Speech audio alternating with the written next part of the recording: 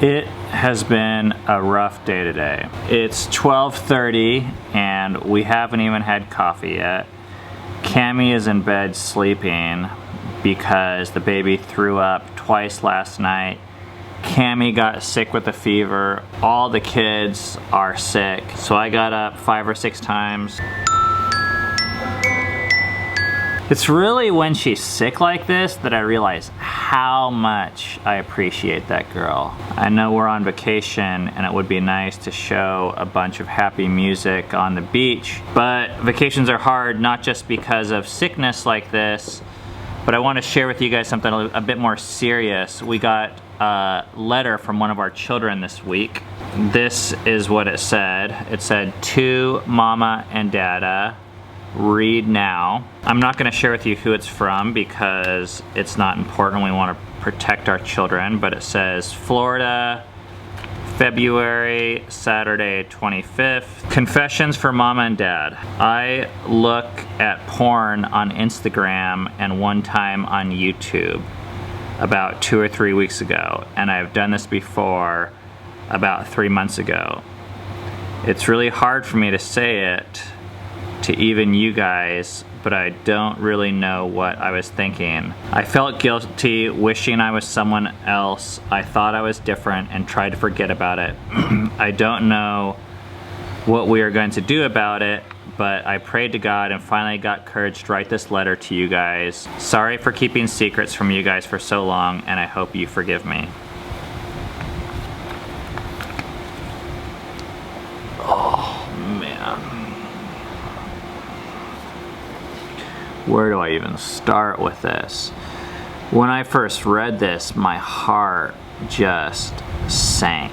I felt like a little bit angry, not necessarily at my kid, but I guess I thought I could save my kids from this type of thing from happening. The child mentions a few other things in the letter, which I'm not going to talk about, but all I can say is I've done all these things and more. And I think I thought because we're doing things really differently than how we were raised, that our kids would be saved from some of these things and wouldn't have to deal with them. So it was really like disappointing for me to see, oh my gosh, my kid is going through these things and hurting themselves. And it's so hard for me because the reason why it's so painful is because I know how damaging these things are. I read this letter before Cammy did it, and at first I was even embarrassed to talk to her about it. I was like, oh man. But the more we thought about it, the more we are so thankful that our children are coming to us with how they really are right now. I wish my kids never saw porn. In fact, I wish porn didn't exist. It has done nothing but caused me pain in my lifetime. That's not entirely true. For short-term time periods, it was fun. You failed again. Okay, I'll come deal with it. In the long run, it did not help me to see sexuality as worship. It did not help me to see sexuality as service. It did not help me to connect with reality and connect with women or my wife. So I see my child heading down this road and I'm like, oh. I'm struck with a story that a friend told me about his childhood when he looked at porn and his parents caught him, and they said, it's bad enough that you look at this stuff, but we don't want to know about it. And what they were saying was, you go through this and go through it alone. Maybe we don't have the choice of whether or not we go through it, at least in this culture with the internet, or whether our kids are gonna go through it. I mean, we could move to an island, I guess, but I think we have to be open to the fact that they're gonna be exposed to something sometime. And maybe all we can hope for is that they bring us into it, so that we can share with them our experience, strength, and hope, and so they don't have to be alone. I looked at porn for almost 20 years before I told most anyone. I mean, I told people in like general senses because I really wanted to talk about it. I didn't want to face it alone. I wanted someone to go through it with. I didn't know how to tell people, and I felt like a monster, and I felt so different. And it was terrible. So the cool thing about this with our child right now, we were on our run the other day and Cammie and I just told them, we are really thankful that you came to us with this. It's a privilege. And a lot of this, I got just some coaching from my sponsor who talked me through some of this. And I said, we totally forgive you. We can relate in every way. And I was just kind of saving the whole bad child talk for later, because I can tell from this letter that the kid already feels bad. My gut says initially is to be like, you did what? You know, with that kind of tone, and act like super shocked, which I shouldn't be, because like I said, I spent so much time, and I understand that draw, I understand that intrigue.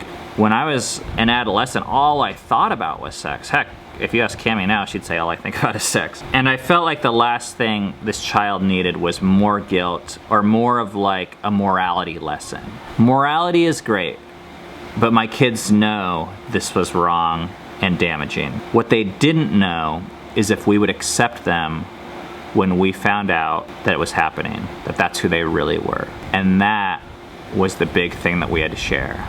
To be able to look at them and to say, we know you did this, and we still love you the exact same. In fact, maybe we even love you more, that we get to know you more. That, I think, is really the gift that we have to offer our children. But it's so hard because I'm like, oh, is that gonna like make them look at porn more? But I know it doesn't. I just think we have to face it with different tools, and this way that I'm describing is more of a long-term gain.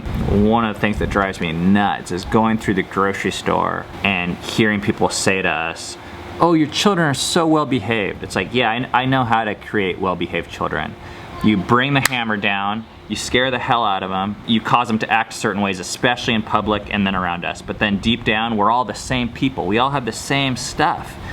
And actually, the behavior is always short-term, and it does not create good relationship. It creates everyone thinking that everyone else is well-behaved, but we all have to be in our own little bubbles, our own little protective shelters. I'm so excited, at least I'm trying to be excited, that we have a shot that our child is letting us into their life right now, into this area that I never let anyone in on, because I never felt like I could tell anyone, because I felt like I was a monster. This one thing my sponsor told me was that consequences never changed his behavior. Love changed his behavior. And I can relate to that. I mean, my whole life, what I thought Christianity was just a bunch of consequences for basically having fun. Like, don't do this, don't do that. It was just morality. And come to find out, morality has very little to do with religion. I think it's, in a way, it's important, it's super important, but the relationship is what dictates the morality. It's like the trump card. And Cammie said while we were running, she goes, I feel like we've discovered the trump card. If we can get our kids to come to us when they are struggling, when they don't feel good enough, when they fail, then we at least can stay connected to them, and we can help them through morality. Morality, we're always gonna be working at that and changing that. And it's important, it's just not the most important. The relationship is what's the most important. And if I had to choose morality or relationship, I would choose relationship. And I think when you do that, the morality will follow. But I think when you just choose morality, you might get neither. You know, when I knew all the consequences for my acting out as a young kid, and it wasn't, my will was not strong enough to do what it was that I knew I was supposed to do. Now, ironically, I'm more in relationship than ever. I talk about these things with a lot of people, and it's not like I never struggle, but the struggle is very different. I feel like I'm winning for the first time in my life. We're still on vacation, everyone's sick, but it feels okay. And even with this, kids looking at porn, I feel like things are gonna be okay. We'll see you guys tomorrow.